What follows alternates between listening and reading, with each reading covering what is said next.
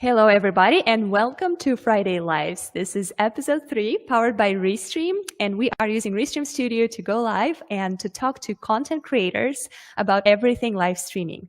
My guest today is Mike Russell. He is the director of Music Radio Creative. That's an awesome YouTube channel that talks about how to create live streams, radio, podcast, or anything in between and make it sound great. All right, Michael, let's go ahead and bring you on. Welcome to the show. Hey, Anya.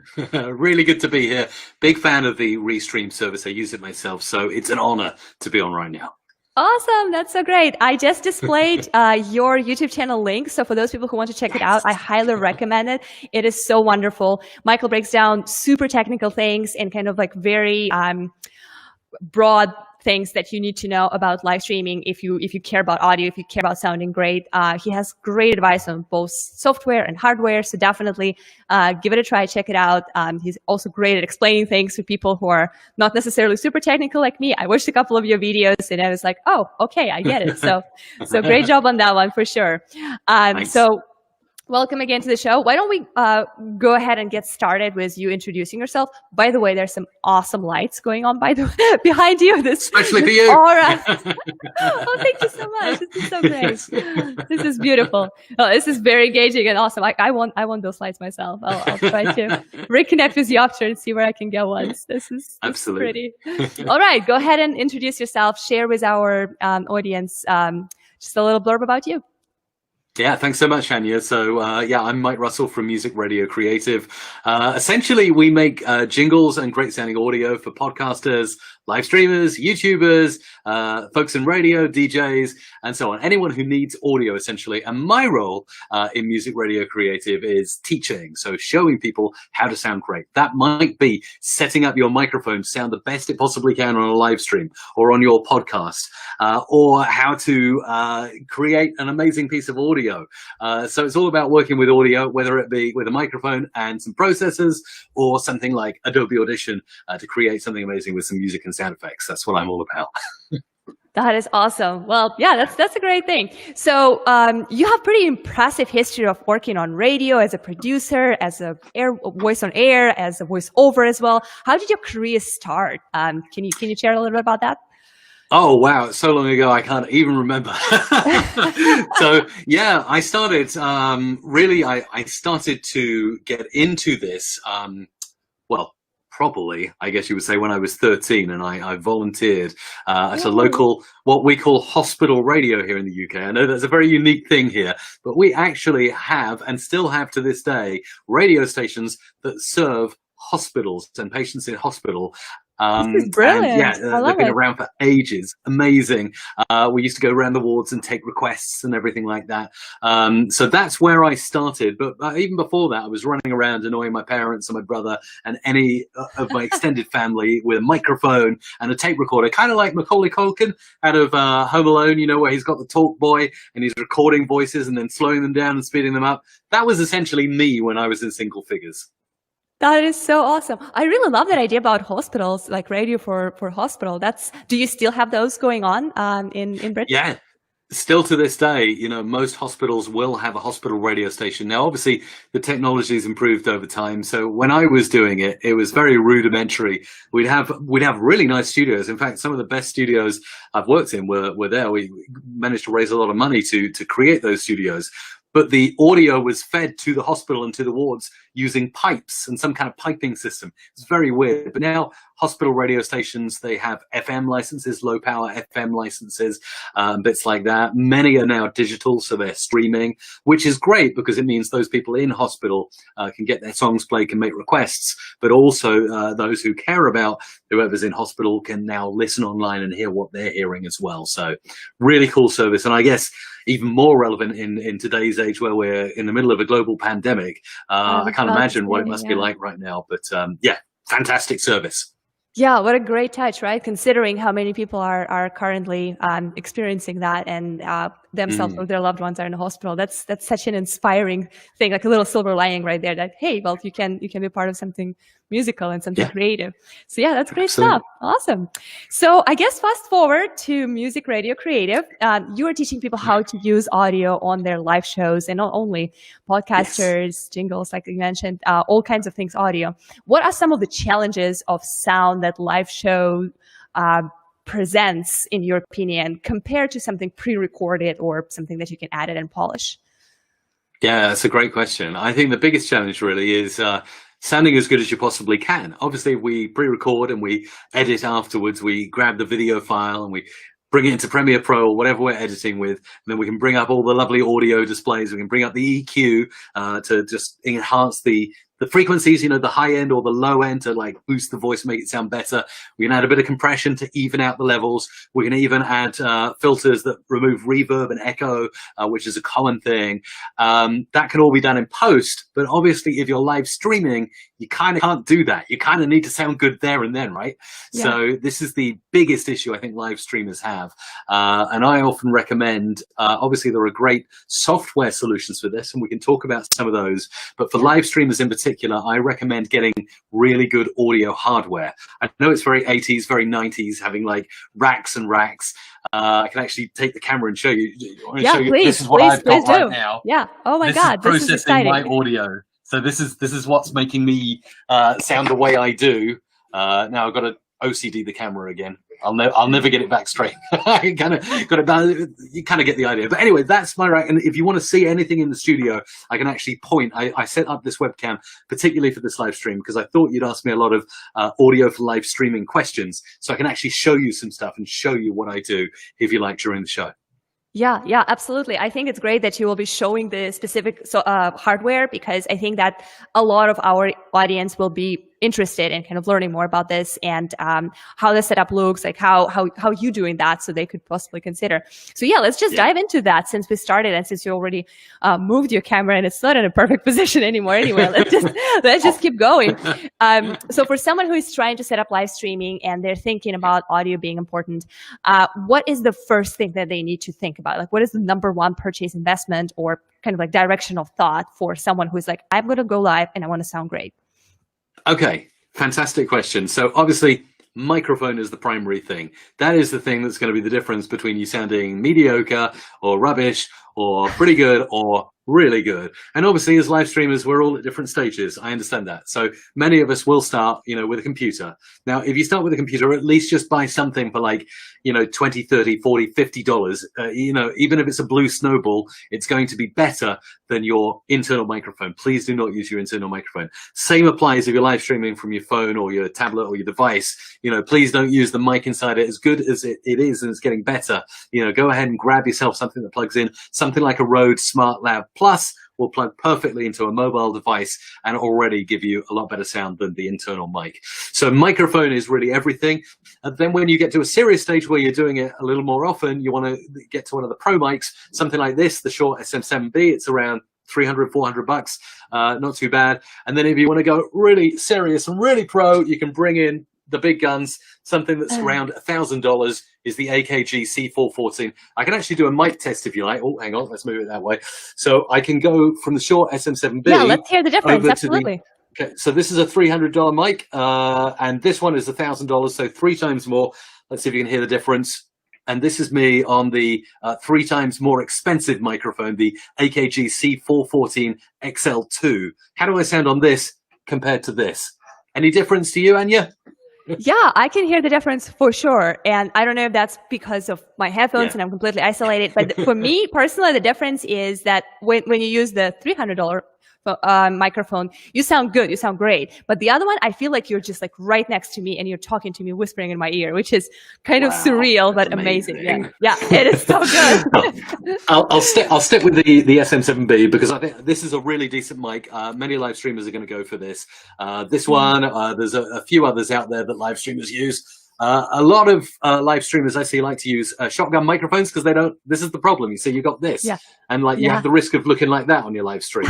That's not very good for your live stream audience, is it? So, I mean, with this one, you can place it a little bit out of the shot and direct it like that. So I could kind of have it up there, but you can hear I'm I'd have to set my levels again because now I've gone off mic. So you can do stuff like that, but you can get shotgun mics. Can I bring you a shotgun mic into? Yeah, please go. Please do. Yeah, that's great. Like you see, guys, this is gold because how many times do we have a super professional audio studio with all the demos, with all the toys and all, like some people are mentioning here in the comments. Yeah. By the way, for all the people in the comments, just a quick mention, we are going to take your questions and comments in the middle of the stream. So in about 10, 15 minutes from now, we will be responding to your questions. So please hang on tight and stay tuned. All right, Mike, what you got? So so this I haven't got it plugged in at the moment, so I can't give you a sample. But this is a shotgun mic because it looks like a shotgun, and it also is very directional. Okay, so with this, and this is about the patterns, the pickup patterns of the mic. So most mics have what's called a cardioid pickup pattern, meaning it's like a heart, an upside down heart, and you can go kind of around the sides like that of the mic, and you can still hear that I'm perfectly sounding pretty decent. Whereas the shotgun is much more directional, so you have to be talking right into it. If you go off mic, that's not good. But with the shotgun, you can place it further away. So the idea is you put the shotgun just out of shot, just pointing right towards your mouth, and it gets pretty good audio. A lot of live streamers like to do that because they don't like mics in the way. Yeah, I totally see how for me that is going to be a challenge because I definitely move around a lot. I'm not moving too much, of course. I'm not like running mile back and forth, but I definitely have this dynamic, gesturing thing. So yeah, for me, freeze and like direct your voice into this one thing is going to be a challenge. So yeah, this is great. Good stuff. Thing. Hang on, over here. I got another thing, and this is tiny. So you say you don't like big mics in front of you, or many live streamers don't like that. Well, how about something that comes in like the size of a wallet? You can open it up, and this can plug either directly into your camera, or if you get an adapter, you can plug it into a mixer or an audio interface, so you can get it into your computer. This is the and actually I use these all the time when I'm shooting videos. The Rode Wireless Go is really, really cool. Now you can use it, this is like a transmitter and receiver. So transmitter with a microphone built in and receiver that then plugs into your camera or your mixer or your audio interface. And then you clip that onto your shirt like that, and it's perfectly brilliant. You can also get like a little lavalier that plugs in to the jack here and clip it on, and it's really discreet. So that's another option. Well, that's awesome because that you actually anticipated my next question because I do have some experience in hosting live shows from the events. So one of my previous careers, probably my previous life, was the host for a gaming TV channel, and Lavalier was my friend. Lavalier was my thing because that was the easiest thing when you're running around chasing gamers, esports athletes, and you're trying to get interviews real quick, the moment when they're available. So of course you don't have time like, okay, everybody now freeze. We have a 15-minute setup here, giant microphones, everything. So the Lavalier was great for me in terms of, so the cameraman could switch in between my hand mic if I'm just doing something myself and the lavalier if I'm interviewing somebody. So I was going to say, do you recommend lavs for live streaming, or is it only kind of like field thing when you go somewhere and you're either streaming or broadcasting from the event? Yeah, you got it, Anya. I mean, that's pretty much answered the question really well right there, I'd say. It's great for running around and, getting audio. Now, obviously, bear in mind, if you're going to interview someone, really the lav is for you. It's picking up your voice. You'd need to also hook the guest up with a lav, or you'd need to have like a run and gun kind of mic. So one that you can hold in your hand, like a lollipop microphone. And actually, really cool thing is this. So you can actually pop the Rode Wireless Go inside this. Like that. This is like a little adapter thingy. You can pop it inside that, and it's wireless. And that becomes the hand mic right away. Pop it in there, and then you can like, hello, how are you? Answer the question. Awesome. So yeah, tons of stuff you can do. But Lav is great if you're on the move, for sure. If you are static and you're live streaming in a studio, you definitely want to look for one of the bigger mics. You're going to get the best audio quality from something like this, or the other condenser I was showing you a moment ago, also shotguns, and they can be sort of static. You can get a boom arm, they can stay in position. That's going to give you the best quality audio if you want it. Awesome. So kind of in that realm of things, another question that I had for you is that there's an opinion that people would watch a stream with kind of a matte video quality, but not bad, shitty, or rubbish, as you said, audio quality. Yeah. So what do you think about that opinion? And if you agree with that, because I do believe, and I have a little bit of reasoning behind that, like what are your thoughts on that? Yeah, sure. So I think there's been some studies into this. Unfortunately, I can't cite any of them, but there have been tests, from what I understand, that have proven that, yeah, audio quality seems to be the most important thing to focus on before video. And obviously, video quality is also very important. But with audio, if someone's finding it hard to hear what you're saying, then they're not going to stick around. You can have the most beautiful visuals and lower thirds and graphics and cutscenes. But if it sounds terrible, then yeah, people are not going to continue watching. I think it must be something in our human instinct where, you know, we just simply cannot process something that sounds terrible or sounds bad. And there's no excuse for it really, because all the tools you have are right there, very accessible, very easy to get hold of. Yeah, and some are very affordable, just like the ones you demoed earlier. $300 for someone who is seriously thinking about streaming is pretty reasonable, right? Yeah, yes. I think from my experience, what I've seen is a lot of times people experience live streams not necessarily by watching them, as crazy as it sounds, as much as we think we care about the video and how we look and our hair and whatever. A lot of people are actually turning on and tuning on some educational lives and streams like this one when we're sharing stories, and just have it on the background, right? So they're doing something else. They might be doing their work. They might be doing something around the house, and they just kind of use live stream as a podcast almost. And for that purpose, hey, who cares how great you look? If you are if the information is impossible to process, then, you know, people probably not going to stick around. So yeah, that's absolutely. Definitely something that I have witnessed before as well. So I am going to go ahead and start taking some questions, because we have a lot of questions right now. Like people keep coming in, and you know, this is all great stuff. So I'm going to go ahead and start with one that is just going to sound like something for Mike. Mike Russell is the reason why I started podcasting and now hosting live shows on child protection. So this is a little pat on the back for Michael. You're so inspiring. How does it feel to be someone's hero?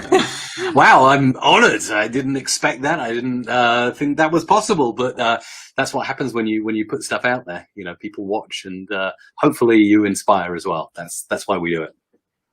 Awesome. Another question from Alex. He is actually part of Restream team, so good to see you here, Alex. His question is my iPhone 11 good for live streaming? I think specifically in the aspect of audio, and like how would you sound if you went ahead and did that? But what are your, do you have an opinion on that, first of all? Hey, so the iPhone, from what I understand, I am an Android user, although I did use iPhones in the past and have enjoyed them. So the camera on them, obviously, as you know, Alex, really, really good, great quality. If we're talking specifically audio, I think the internal mic on the iPhone is getting better with each single iPhone that comes out, but I would still recommend grabbing yourself a little external microphone. Like I mentioned earlier, either the Rode SmartLav Plus, which really easily just plugs in. Now, you do need to look at the cable. It's very important you look at the cable that goes in if you're plugging a mic into your iPhone. So there are different tips. I wonder if I've got a cable that I can show you. There are different tips at the end. Yes, I do. I've got one right here. Now, if I bring this out and see if I can get it right up there to the webcam. So this is known as a TRS, and it's got, you probably can't see it very well, but it's got two black rings on it. Yep. TRS. Most microphones that are not designed for phones have two black rings around the jack here, and they will not work with your phone.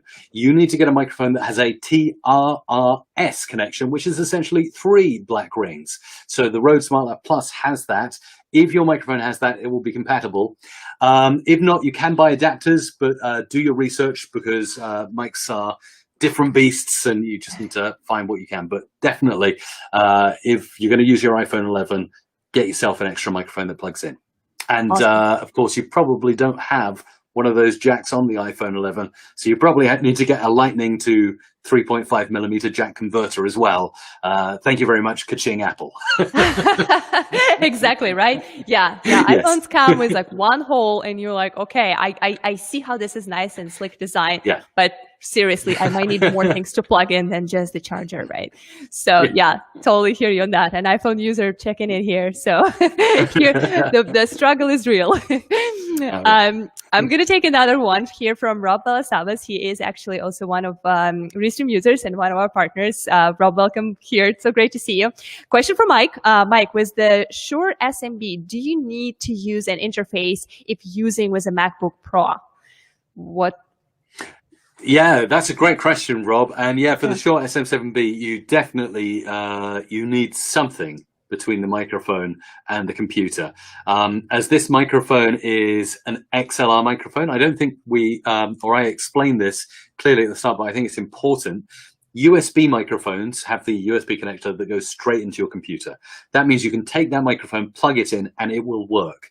But most other microphones that don't work straight with your computer are XLR microphones. They have the three prongs at the end, the three pins at the end, and you cannot plug them into a computer.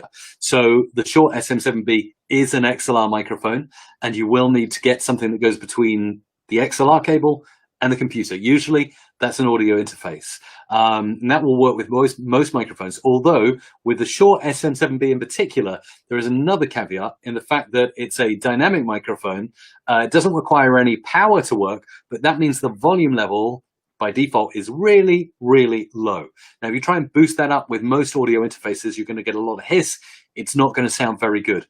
Most people will go and spend $140, $150 on a cloud lifter. And a cloud lifter essentially gives clean gain to the microphone, makes it sound good. But even with the cloud lifter, you still need to get an audio interface before it goes into your computer. So what I recommend is finding yourself a really good audio interface that will give you some clean gain. I don't know one off the top of my head because I'm using something else. I'm using a DBX mic processor. We can talk about that later if you like as well. And that gives me enough gain before I then plug it into my audio interface that then goes into the computer. So essentially, long answer to your question, but Rob, yes, you'll need an audio interface to get the audio from this into your computer, into your MacBook. Awesome. Well, thank you so much for that. Yeah, I'm sure that this is super helpful. And we have another question that is really pretty much about me and my situation right now. Just a quick backstory about this. I am streaming this from our Restream office, and this is a big, big, big room, basically our downstairs community area / kitchen / open desks. Since Friday Lives is kind of an experiment, we haven't completed our professional studio setup, so that's why I don't have fancy, awesome looking lights like Mike does. So we basically started with the basic. We got a good mic, we got some web camera, and we're kind of building on that. But we don't have like a nice space that takes care of acoustics. So the question is, how would you improve room acoustics if you're in a big room without being able to cordon areas off, which is specifically my case, and I'm sure a lot of people are in similar situation and don't have the capacity to build like a small studio in their closet or something like that. What would be your recommendation how to remedy that? Yeah, that's a really good question, and I think I can see that. What's the flooring like there in your room there, Anya? Is it? I'll show you. What type of flooring have you got? Since this is one of those streams when we're taking our cameras off and start to like throw them around, I'll go ahead and do that. So this is kind of how it looks. This is Lawson. He's one of our engineers, and he says hello. Hey. Yeah, this it's is not a carpet then. Yeah. And this is a really tall ceiling, and of course we have a Ukrainian and Texas flag in there Nice. because we can, right? And and this is I believe this is kind of like vinyl flooring, and it's a very high ceiling. It's definitely a lot of space, a lot of room. It's beautiful. It's lit. We have this wonderful gigantic window here that goes all the way up to the ceiling, but it creates quite a bit of echo. So you've literally got like everything working against you in that room. Yeah. You've got a wide open space. You've got no carpet on the floor. You've got a big window next to you. You've got a wide open gap behind you. Like this is like a heaven for audio reflections. So it's a really good question. How can you do your best to mitigate that? I assume you're not going to go around sticking foam pads all over the wall. You're not going to go and like bring in acoustic tiles and throw them up around you or build a den or a fortress. You could throw a towel over your head and like behind you, but it's not going to look very good on a live stream. So it's No. like, what do I do? This is a common problem, right, with live streamers. Yeah. So there are a few things you can do. First of all, let's talk about physically what you can do in that space. For example, say a lot of people are in this situation. They're in a room. They don't want to change it. They don't want to stick things on the wall. They don't want to, like, you know, maybe they're renting. And so the landlord's not going to be very happy if they start spraying glue on the wall and sticking things up. So what can you do? So the first practical thing you can do in the room is try and create a little bit of diffusion and stop the audio from bouncing back. And the first thing is, like, just get blankets or, like, you know, heavy blankets and stuff, put them around you. Now, how would you do that? Well, first of all, obviously, it's not going to be very pretty. You won't get that lovely view, but you can put one over the window. That's going to stop. Glass is a real enemy of good audio because it bounces off that like crazy. You can also get like those room dividers, those very cheap room dividers. Just like stick them and like weigh some heavy like fabric or curtains over them. Just stop the reflections. You kind of build like a den around you. Make it kind of easy. Maybe 2 dividers that you can put in behind you and to the side, and then maybe at the end you've got a space you can put them to the side. So that's what you can do in the room with what you've got there. Another thing, though, might be even better before you start doing any of that, is look at a processor for your microphone that is really going to help you. And I help a lot of people as part of what I do. I help a lot of people set up their audio to sound good. And I help them in particular set up one particular product that I love and I'm actually using now, called the DBX286S. And as we're doing the camera thing, there it is right there. This is a DBX286S. I've got 2 of them, in fact, and you'll see this one down below is the one that I've got the Shure SM7B plugged into. So this is a processor for your microphone, and it makes it sound good in many ways. First of all, it takes the signal from your mic, and as you can see, I said the SM7B needs a lot of gain. So you can see that gain is turned nearly all the way up to the top. And then over here, you've got like a compressor. So that makes your voice sound better and louder and clearer. And then you've got a de-esser that removes the sibilant sounds. But and then you've got like enhancer, low and high frequencies. What you'll be really interested in is this one near the end called the expander gate. And you can see as I'm talking, the light is flicking on green. And when I go quiet, the light goes red. So this is what you'll need to set up nicely. That's where I've got my dials for the Shure SM7B. And in most rooms, this will work really well. So let's go back to this view again. So what that is doing, a gate, let's explain what a gate does. And this is the biggest reason, the biggest thing you're going to love about improving your audio quality. A gate essentially does what it physically does, gate opening and closing, but with your audio. When the audio goes above a certain level, the gate opens, you can hear the audio. And when your audio goes below a certain level, the gate closes and you can't hear audio. So when I go quiet, instead of hearing, if there was background noise in this room, like a fan or birds tweeting or anything, when I went quiet, everything's 100% silent. That's because the gate's closed. And when I talk, gate opens, audio gets through. And you can set it up with a good ratio and a good threshold so that it bites at just the right points, so that when you start tailing off with your words, goes quiet, and then when you come in really loud again, it opens up again. Now this will work with what you have there, and a lot of other live streamers have, and that is room echo, room reflection. If you set this up well, you'll be amazed. You will be like blown away. You'll be like, how did I never know about the DBX286S before? Because it will make you sound so much better. In fact, after the call, I want to talk to you and I want to persuade you to get one of these in your chain. I'm sold. Like, this is great. So you say that if that is something that we decide to purchase, basically we don't have to worry about anything else. No dividers, no carpets, no. Well, it helps. It helps. But this first, and then the treatment, and then the treatment. So do as good as you can with the DBX286S. That will get you 80 or 90% of the way. And then if you're a real perfectionist and you want to take it to the next level, then you can look at the sound treatment. You can even go pro, get the pro. All of this stuff behind me, this is not just pretty. These are real acoustic tiles. And behind them, they have the foam. And so it's really making this room. So to give you an example, Anya, when we first had this studio built, it was an empty room, a big empty room, kind of similar to you. Lots of glass around. You can see actually if I point over that way, there's glass over there. And over that way, there's glass over there. Oh, wow. But the really good thing is we've got like tiles here. We've also got tiles up here on the roof. Can you see that? Yeah.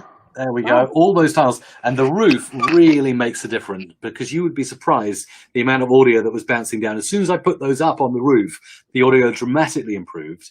But before we even did any of that, when we had the big empty room, the echo in here was terrible. I'd say it's just really, really bad. And I was like, I cannot have echo in this room that I'm broadcasting from.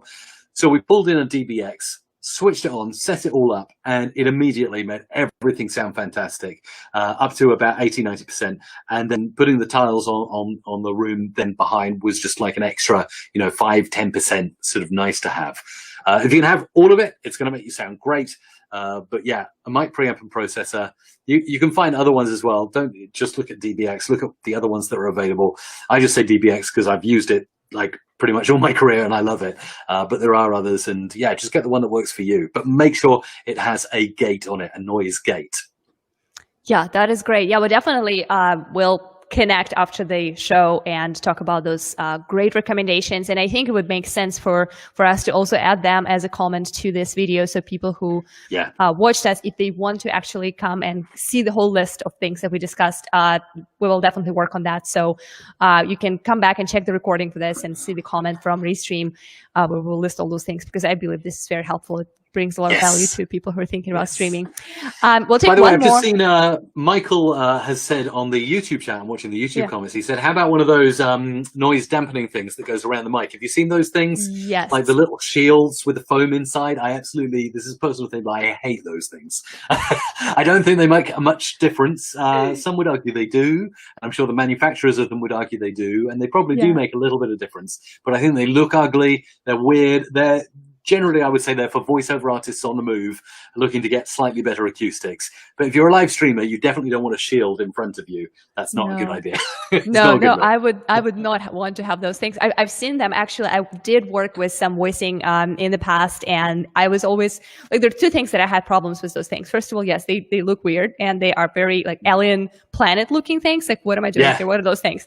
And then because typically they would put them in a super tiny room that is like smaller than an elevator. It makes me feel very claustrophobic, and I definitely would not want that on the stream, where presumably some people are still watching us live and they want to see our pretty faces. So no, those things are definitely not for me. So I'm happy that you agree. I'm going to bring one more technical question here. It's actually a follow-up question from Rob, but I think we could make it a wider question. Any recommendations on interface? So speaking about software, right? So Rob was asking about MacBook Pro and SMBs, microphones. But in general, what would be your suggestion in terms of not hardware toys, but more of like a computer programming thing that would be helpful for great audio? Yeah, well, we could talk all day about audio interfaces. So the most popular one, and one that I've used quite a bit and still use to this day, is the Focusrite Scarlett 2i2. It's pretty much the most popular. If you go to like somewhere like Amazon and you sort by like most popular interface, that one will usually be at the top, because it's good, it does the job, it's simple, it's around $100. So, it's really, really accessible. And you will need one of those if you get an XLR mic, like the Shure SM7B. I do not think that the 2i2 has enough clean gain for the Shure SM7B, so watch out for that. But saying that, if you get the Focusrite Scarlett 2i2, which will plug by USB into your MacBook, and then you pick up the DBX, this is how your chain would look. You'd have Shure SM7B going into the back of the DBX, set up all the processing dials correctly on the DBX. The output of that goes into the Scarlett 2i2, the audio interface. And then the output of that, the USB, then goes into your computer. You select it as the audio and your live stream software in Restream Studio, OBS, whatever it is you're using, and boom, you've got your Shure SM7B working perfectly with no echo because you've set your gate up correctly. So that's a sweet chain in my opinion. If you want to go more advanced, then I'm going to recommend Soundcraft audio interfaces. Now, Soundcraft are a little bit more than just your Focusrite Scarlett 2i2. They are, hang on, let's do the camera thing again. So you'll see under here, this is a crazy Focusrite Soundcraft sorry, not Focusrite. It's a Soundcraft Signature 12 MTK desk, and it's got loads of faders, and it's definitely overkill for a live stream, but it has lots of independent channels, so each one of these you can select as a separate channel in OBS. It's absolutely crazy, and you can fade each source up and down. It's awesome, and it plugs in by just one USB connector to your computer. But over here, let's go in here and open the cupboard. This is a simple form of what I've just shown you from Soundcraft. This is the Soundcraft Notepad 5, and it's just a little more complicated than a Focusrite Scarlett 2i2. It's got a few channels, so you can plug one mic in there. You can plug another mic in the second channel. You can get audio back from your computer here, and it's got fader pots here to turn them up and down. It's really, really cool. I think Focusrite are making some really cool stuff for live streamers. If you're starting out, get the Notepad. If you're getting serious, get the Signature 12 MTK series. As I try to place the camera back on my stand at the right angle, and it's absolutely impossible. Awesome. Yeah, great stuff. So I think we will take one more last question that is going to be not technical, but very cool. So the question is for Mike, of course. When did you start Music Radio Creative? So we kind of like wrap up and go back into like more personal things about you, Mike, versus crazy nitty gritty things about microphones and other audio toys. That's cool. Such a great question. Hi, Michael. I know Michael is a regular viewer of my live stream, so good to see you in the chat. So he probably knows the answer to this question. This is someone's going to say like I pitched this one in just to. No, I think that we had no communication with Mike on that sort of things. I look at the question and whatever I think is interesting for the audience to hear. So yeah, no evil plan here. No plots. So yeah, Music Radio Creative I started it in 2005. It's very much a side project in 2005, but that's when it first became incorporated. And it was me doing voiceovers. And then it grew and grew and grew, and it really grew when my other half, Isabella, who's absolutely amazing, actually became pregnant with our first. She went on maternity leave. She was originally in banking. Thank you. We got two now, which is great. lots of fun. And she essentially got involved in the business in 2011, and that was the best thing ever. And now we work together, so it's like a dream come true. And it's grown from just doing voiceovers to essentially the YouTube channel, the live stream that we do every week as well, and of course creating audio for those who want it and want to use it. And obviously, from my perspective, helping people to sound great.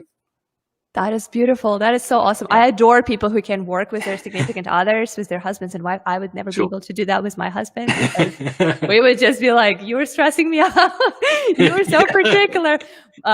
He's an engineer, so it's difficult because we operate in a different environment. He thinks I'm crazy because I do everything, just kind of naturally by intuition. He's much more like, okay, we got to plan it all out. So, but it's so beautiful that you guys work out together well. Yeah, I actually did have a chance to virtually meet Isabella when we originally started to talk. Yeah, she sounds like a wonderful person. So great story. All right. So I am going to hide the comments right now and basically reintroduce you one more time for those people who are just joining us right now.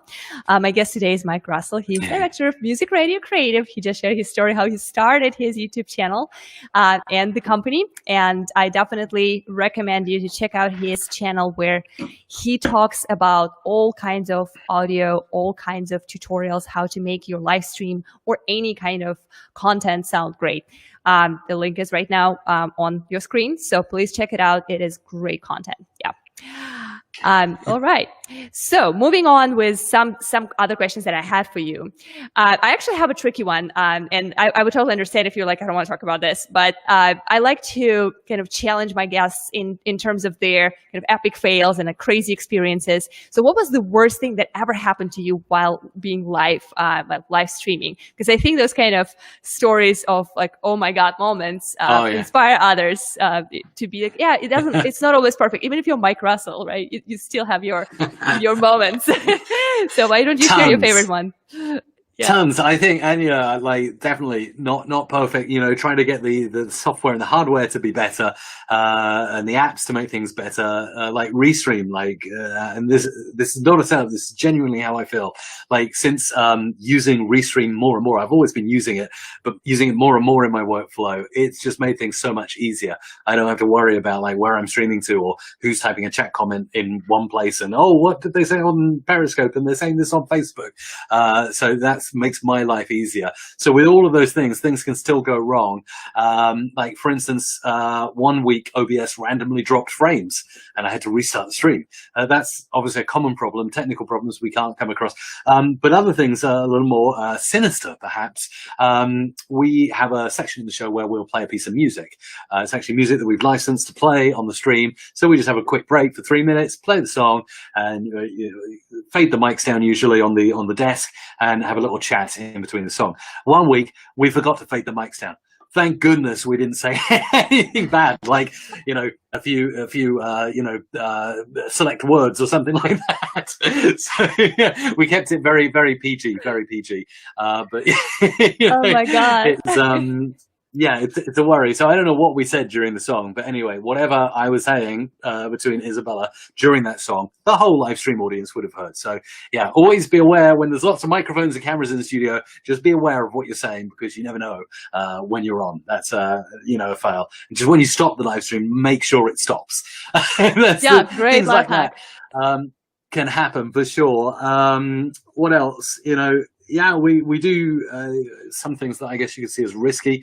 We take calls into the show. We don't screen those calls. We just take them live on the air. Someone, if they really wanted, could call up and like mess up the show.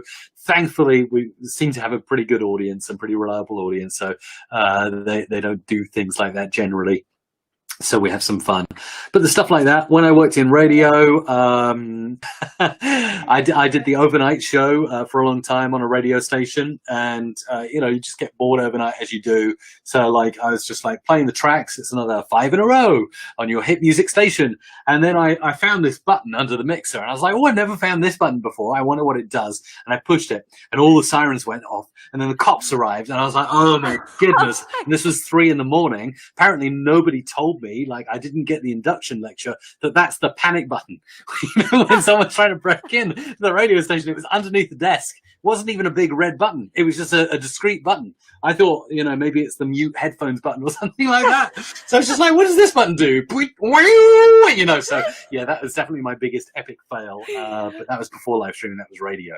So, oh my God, this is so good. Oh wow. Now I feel like my we literally have flashing lights everywhere. I know, and cops showing up, right? And you're still live. Even better than these lights. It was like red, white, and blue.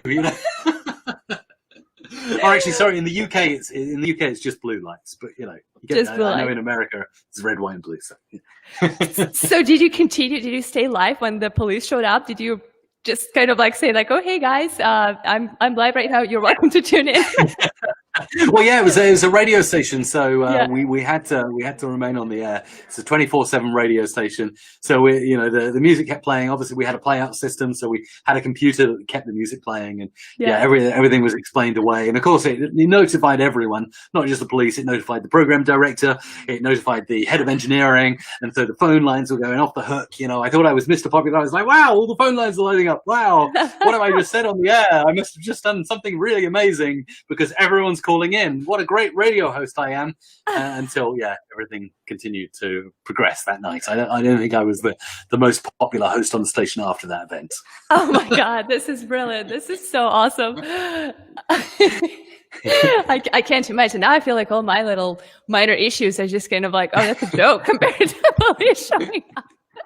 And especially here in the US, like they take those things serious. Like you see a bunch of people showing up with guns and stuff. So speaking of that, like what is your advice when epic fail happens?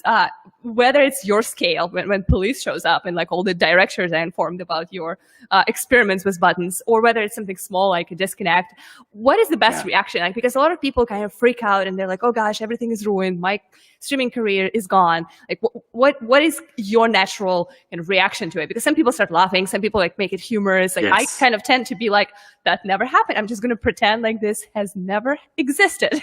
So, that's the one. Yeah. That would be my advice. That's really, that's the pro tip. I mean, the natural human instinct is like, oh my goodness, it's all going wrong. I'm so sorry. This is broken. Frames are dropping. This is switching off. The camera's not working. You know, but your audience actually really, they don't care as much as you do. What they care about is just getting the content and getting what they came for. They don't care that your OBS is dropping frames. They don't really care that your microphone isn't perfect. They don't really care that you didn't set the levels correctly. They just care about your stream working. So the best thing is to ignore. If you see something, and I always say this to Isabella, she's my co-host on the live stream. It's like, if something goes wrong, if something looks like it's not working, just carry on. So, you know, you often get those things where YouTube is like dropping out and it's like, oh no, you know, it's like, is it my end? Is it YouTube's end? What's going on? Don't mention it unless it's like a catastrophic, you know, power failure or whatever, and like everything goes off. If it kind of, my rule is like, if it looks like something's going wrong, but you're not sure, just carry on as if nothing's happening. And the important reason why it's important to do that is, like, say it looks like YouTube's dropping out or LinkedIn's dropping out and the live stream is fading, but it's not. It's just your connection. You're going to look like a total fool if you just stop your flow and you're like, oh, it looks like it's finished. Hang on a second. You know, that's going to look ridiculous. Just carry on and hopefully it will resolve itself. And if there's two of you, that's brilliant, because one of you can do something while the other is trying to fix the problem. Isabella knows that very well. I'm like, just talk for a bit while I check out why this is happening. No, that's great. And that's the power of having someone else, right? Like co-hosting or streaming live shows with somebody else, because then even if whatever happened to you, as long as the other person is still live, you're like, okay, they got this. At least fingers crossed, I hope they got this.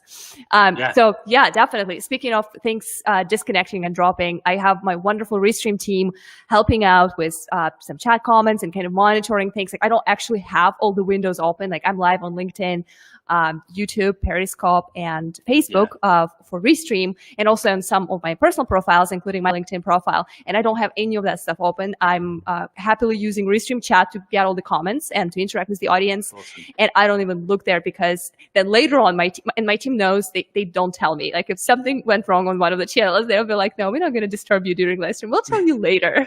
But we'll tell you, like, oh, there was a massive fail on the YouTube side or on something else. But you'll find out when it doesn't matter anymore. So I greatly appreciate that. I think that's the best approach for sure. So one last piece, I guess, part of the segment that I wanted to talk to you about is about streaming music, right? So coronavirus kind of changed the life of DJs and changed how DJ sets are played. We at Restream see that a lot, because everything that used to be live DJ sets, live DJ events, all these clubs, music venues now turned into live streaming. And I am curious about your opinion on how the live streaming of DJ sets is evolving right now, and what, from your perspective, what is your kind of input on that? Like, what are your thoughts and what are your recommendations for the DJs in terms of keeping it up and streaming live and continuing their great work and passion with great quality? Such a great question. If you're a DJ at this time, as you mentioned, I mean, a lot of what you've been doing relies on, like you say, going to clubs, going to venues, going to events and playing your set. You're not able to do that right now. So the best thing is to do a live stream. This is the perfect time to do something like that. And the DJ I would immediately point to, even, you know, before this situation, you know, DJs have been doing podcasts and live streams, but the one DJ I would point to, if you want to see how to do it right, is actually my favorite DJ, Armand Van Buren. Amazing trance DJ. Every single week he hosts a radio show called A State of Trance. And that show is live streamed. It started off as a podcast, just a radio show only, but now he live streams it. He's got a beautiful purpose-built studio in Amsterdam with multiple, I think they're PTZ optic cameras that kind of move around and stuff. And it just looks amazing. So he will play his music. He will play a bunch of music on there. He's also got like a place where he can like mix with decks and things like that. And it just really engages people at this time. Obviously, you get the two-way feedback Because when you're a DJ out there gigging, you know, the only feedback you get is really the crowd just like putting their hands up or saying, yay, this is fantastic. But when you're live streaming, you can see the chat, you can see what people like, you can see the hearts and all of that. It's really, really fantastic. But yeah, it just really involves people and brings them that much closer to you if you do something. And if you do it regularly, if you stay consistent, you can build a really loyal following and a loyal audience. But yeah, go check out Armand and A State of Trance if you don't already know of him and what he does, because I think his way of live streaming it, he puts it out on YouTube, it goes on Facebook as well every Thursday evening, which I believe would be like afternoon for you in the US. He streams that show live and it's really, really cool. Awesome. Yeah. And when you think about using tools like Restream, because we have a lot of DJs and musicians using us right now for multi-streaming their sets, it is also cool to mention that we have analytics. So it's great to watch the reaction and comments and things like that while you're live, but it's also great to come back to your stream and kind of see when the audience was especially happy, when you got some spikes and peaks, and that can influence potentially your future sets and how you evaluate, like, okay, so this stuff definitely went great, and this stuff probably not as great, so I probably shouldn't do that again, since a bunch of people dropped out after that. So yeah, can I come in right there and say that Restream Analytics are the best thing that I have ever used. Like, they've totally upped my game on live streaming. So yeah, when you log into the Restream service, you've got the opportunity to go on multiple platforms. You can also, like you say, look at all the chats from all your different live stream locations. But I click into the analytics tab, and a week ago, Isabella and I looked at the analytics that were starting to build up in our Restream account from the past 2 or 3 streams we've done. And we could combine together the analytics from all the different platforms, which is a really cool feature. So you've got like YouTube, you've got Facebook, you've got LinkedIn, Twitch, everything. And then you can see the combined stream. And from that, we've looked at this graph and we can see, okay, it starts off and it goes up, up, up, up, up as people are tuning in. And then, oh, suddenly here it just goes like that. And then it goes like that. And then it goes like that. And it's like, what is going on? So we went back, rewatched our live stream, went to all the points where our audience was doing that. And then we said, oh, they don't like that. And they tune out when we do that. So we made changes to our live stream based on the analytics that really are only available in such a way, like an aggregated way inside Restream. I think it's a phenomenal part of the service you provide. And yeah, I'm using it actively to improve what we're doing on our stream. It's genius. It's amazing. Yeah, I just love it. So there you go. Thank you so much, Mike. This just like, you made my day. Like, this whole stream made my day.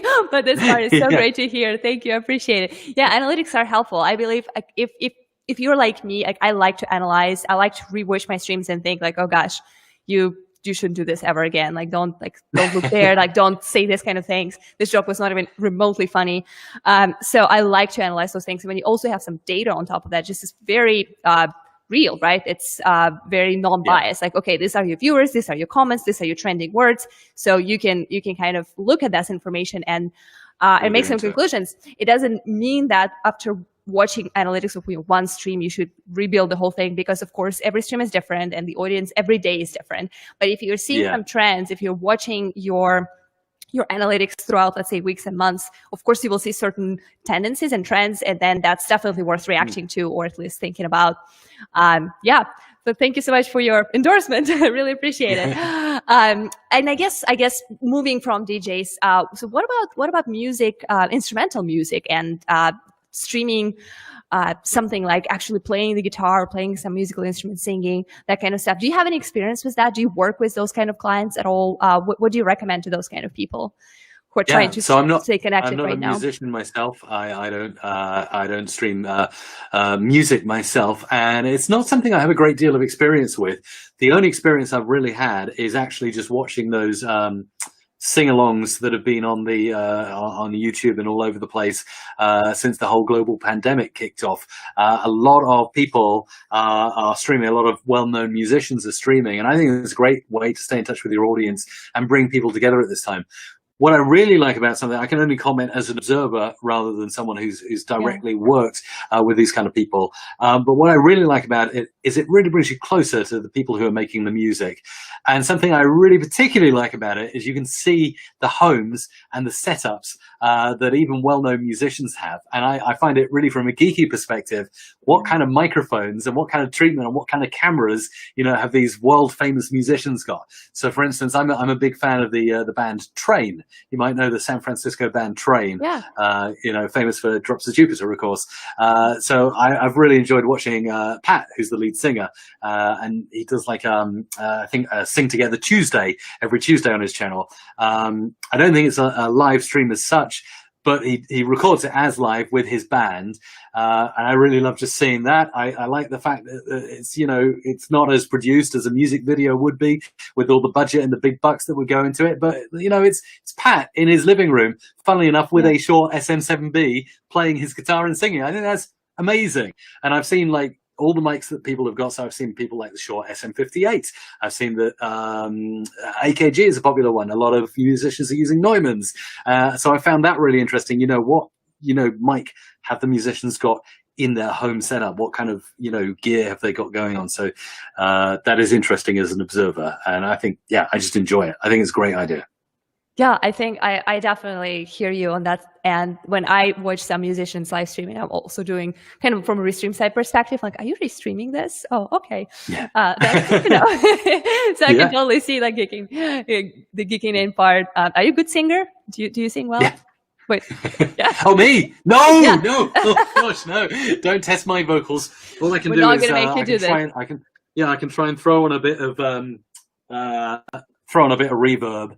Like this, but I'd probably shatter the windows in your lovely office. Oh no! So I won't even do that. I was ready. I thought you were gonna do that. I was like, oh no, I was totally kidding. If you don't think you're a good singer, don't. No, it's not gonna work. That's definitely my approach. You know, I'm not a good singer, so I definitely appreciate those sing-alongs, and I think it's a great idea for musicians to do, and it's very connecting. But yeah, not for everybody, right? So Michael, thank you so very much. We are coming close to our to the end of our stream. Thank you everybody for showing up, for your great comments, great questions. We had such an engaged audience today, so many different technical and non-technical questions. So it was so great to see everybody. People showed up from all platforms. I see Restream. I see people from YouTube, from Facebook, from Periscope, from LinkedIn. So it's so great to see that this is working. Going to multiple platforms is helpful, and we can connect with more people, and we can engage wider audience. So that's great stuff. And Mike, you were so awesome. So many insights, such a great advice for people who are just starting, for people who are much more knowledgeable. I think this show is going to be rewatched by people who are interested in upping their game in terms of audio and how they sound. And we will definitely add some recommendations from Mike in terms of hardware and software on how to sound great on your live streams. So Mike, I am going to let you go right now. I'm just going to make my little closing spiel, but thank you so much for being here. Thank you so much for coming. Thanks. It was such a pleasure. Bye-bye. Bye. All right. So as we wrap up, I would like to one more time wish everybody happy Friday. Thank you so much for hanging out with me today. We are going to do those Friday lives regularly. It is a weekly show. So next Friday, we are going to be coming back to our gaming industry. So we will have a guest from that world. So please stay tuned for that. We will be announcing that early next week. So Restream Friday Lives are powered by Restream Studio. That is how I go live. This is how I invite my guests to join me. And this is also this wonderful tool that allows me to see the chat and display certain comments of people and share them with the guest and react to them.